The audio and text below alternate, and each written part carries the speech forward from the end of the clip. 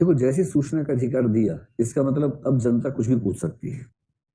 सूचना का अधिकार आने से पहले सूचना का अधिकार केवल किसके पास था? एमपी के पास था, एमएलए के पास था, एमएलसी के पास था, और किसी के पास नहीं था। थोड़ा बहुत मीडिया के जुगाड़ू लोग जो अंदर से निकाल लेते सूचना, उनके पास था। आपने संविधान तो पढ़ा ही है, आपने सुना होगा कि वो तारांकित प्रश्न क्या होता है, अतारांकित प्रश्न क्या होता है, स्टार्ट क्वेश्चन, अनस्टार्ट क्वेश्चन क्या होता है। जब आप सिविल सेवक बनेंगे ना, तो आपके जीवन का एक बहुत मुश्किल दिन आने वाला है। मेरा आया था, मैं तो कुछ ही महीने नौकरी की, उसमें वो दिन आ गया था मेरे जीवन में। उसमें क्या होता है कि पार्लियामेंट की ड्यूटी लग जाती है कि आपको उस दिन संसद में जाना है डिपार्टमेंट की तरफ से। मैं होम मिनिस्ट्री में था उस समय, भारत सरकार में। मैं तो नया नया था, अभी सीख ही रहा था, लेकिन हमारे बॉस को कोई खुंदक रही होगी, उससे मेरा नाम भेज दिया कि लोकसभा की ड्यूटी में आपको जाना है। मैं खुश था कि लोकसभा देख लूंगा इसी बहाने की, लोकसभा को देख के बड़ा मजा आएगा। जब ट्रेनिंग में दिखा देते हैं, लेकिन वो खाली होती है उस दिन, भरी हुई लोकसभा नहीं देख पाते। तो जब ड्यूटी पे जाएंगे तो भरी लोकसभा होती है उस दिन। तो होम मिनिस्टर थे लाल कृष्ण आडवाणी उस समय, लौह पुरुष, उस समय वो होम मिनिस्टर थे। मैं होम मिनिस्ट्री में नौकरी करता था, तो वो हमारे बॉस थे एक तरह से। तो उसमें मैं तो खुश था कि मजा आएगा। तो ड्यूटी ये होती है कि जब क्वेश्चन आवर चलता है ना, प्रश्नकाल, तो प्रश्न पूछे जाते हैं, तारांकित भी होते हैं। तो ऐसे होते से ये मान लीजिए लोकसभा में ये चेयरपर्सन बैठा है, ऐसे करके सब बैठे होते हैं, पता ही आपको, ये सत्ता पक्ष ऐसे बैठता है इस तरफ, फिर बीच का रास्ता होता है, यहाँ विपक्ष चलता रहता है। देखा ही आपने लोकसभा कैसी होती है। तो अच्छा, सिक्योरिटी वहां इतनी अच्छी है कि मैं पहली बार गया था, चलते चलते मैं अंदर ही पहुंच गया कमरे के, जहाँ सब सांसद बैठे थे। तब मैंने किसी सिक्योरिटी वाले से पूछा, मैंने कहा मैं होम मिनिस्ट्री से आया हूँ, मुझे कहाँ बैठना चाहिए। तो बोला कि आप सांसद नहीं है। मैंने कहा नहीं। आप क्या करें? फिर लेके भागा मुझे साथ में कि मर भागोगे यार, भागो ऐसे। तो इतनी सुरक्षा टाइट थी वहां पर। वहां वहां प्रधानमंत्री बैठे, वाजपेयी जी बैठे, लाल कृष्ण आडवाणी बैठे, सब मंत्री मंत्री बैठे वहां पर, और कोई ऐसे घुस गया अंदर वहां, मतलब मैं, कोई नहीं, मैं ही घुस गया था बाई मिस्टेक। तो मैं तब से खुश हूं कि मैं दिखने में सांसद लगता हूँ। मैं ये सोच के खुश रहता हूँ कि शायद इस वजह से उन्हें कंफ्यूजन हो गया होगा। तो खुश रहने के लिए कुछ बहाने हो आदमी के पास तो क्या बुरी बात है, बहाने होने चाहिए। बहरहाल, तो फिर उन्होंने खिड़की में बिठा दिया मुझे। ये जो है ना, ये जो मंत्री होते हैं ना, यहाँ पास में विंडो बॉक्स होता है, खिड़की में बॉक्स होता है, अच्छा होता है, ठीक से बैठने की व्यवस्था होती है वहां।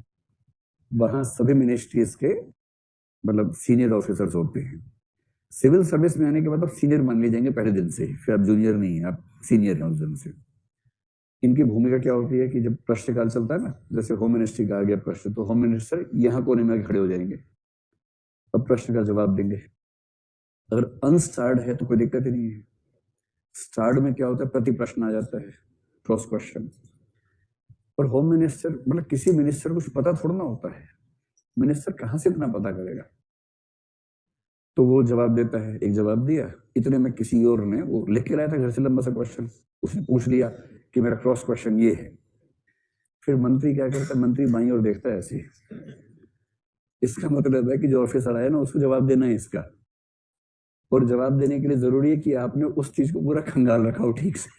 और वहां समय नहीं होता, क्योंकि जब होम मिनिस्टर देख रहा था, पीएम भी ऐसा देख रहा होता है, कई मिनिस्टर ऐसा देख रहे होते हैं। तो उस एक क्षण में लगता है कि मर क्यों न जाए आदमी से। उस एक क्षण में ये भाव मेरे मन में तो आ ही गया था। प्रश्न इतना फैक्चुअल, अब कौन इतना फैक्चुअल सवाल दे, पहला अनुभव था। तो आडवाणी जी ऐसे देख, मैंने कहा सर 10 मिनट चाहिए इसके लिए। तो उन्हें एकदम मतलब अंगारे वाली निगाह से देखा, फिर उन्होंने कहा कि 10 मिनट रुकिए, जवाब देते हैं। मतलब वो ठीक है, नॉर्मल प्रैक्टिस में जब फैक्चुअल सवाल होता है तो टाइम लगता ही है। फिर क्या होता है कि मैंने क्वेश्चन लिया अपने फोन के डिपार्टमेंट में, वहां कई लोग तैयार बैठे होते हैं इसी काम के लिए। पार्लियामेंट में क्वेश्चन आवर ऐसा, मतलब सबकी सांस अटकी होती है, मिनिस्ट्रीज में सबकी सांस रुकी होती है उस समय। तो मैंने फोन करके बताया कि ये क्वेश्चन है, खटाक से वहां से आंसर बनने शुरू हुए। 10 मिनट के अंदर आंसर सारे फैक्ट्स हुए। वो फैक्ट्स लेके फिर मैं खड़ा हुआ, अडवाणी जी पास में खड़े हुए, मैं बोलता गया, वो माइक पे बोलते गए। मतलब ऐसे ही होता है। मतलब मैंने कोई तीर नहीं मार दिया, वो नॉर्मल सिस्टम ऐसा है वहां पर। जब आप किसी विधानसभा में जाएंगे वहां भी ऐसा होगा, सिस्टम है।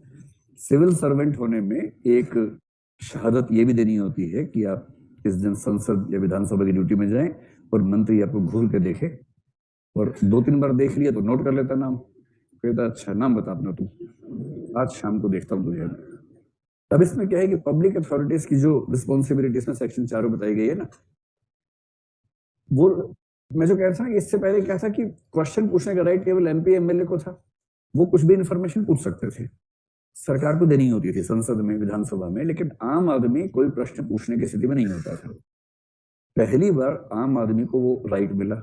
और ये बात कब की, उससे कुछ साल पहले एक स्टिंग ऑपरेशन हुआ था जिसमें बहुत सारे सांसद फंसे थे कि वो संसद में प्रश्न पूछने के बदले पैसा लेते थे, 40,000 50,000 रुपए एक प्रश्न पूछने का लेते थे। जब स्टिंग ऑपरेशन आ गया, सबसे तेज चैनल पे आया था, तो तो उसके बाद ये प्रश्न उठने लगा कि ये विशेषाधिकार क्यों सांसदों के पास है, देश की जनता को ये अधिकार क्यों नहीं है कि उसके पास खुद ही सूचना मिल जाए। तब आरटीआई की भूमिका बनी और तब एक बात ये दिमाग में आई कि जैसे ही सूचना का अधिकार देंगे, देश का हर नागरिक या बहुत सारे नागरिक चाहेंगे कि बहुत सारी सूचनाएं मंगवाएं, इतनी चिट्ठियां आएंगी कि सरकार हिल जाएगी, जवाब देते देते बाकी काम छूट जाएंगे उनके।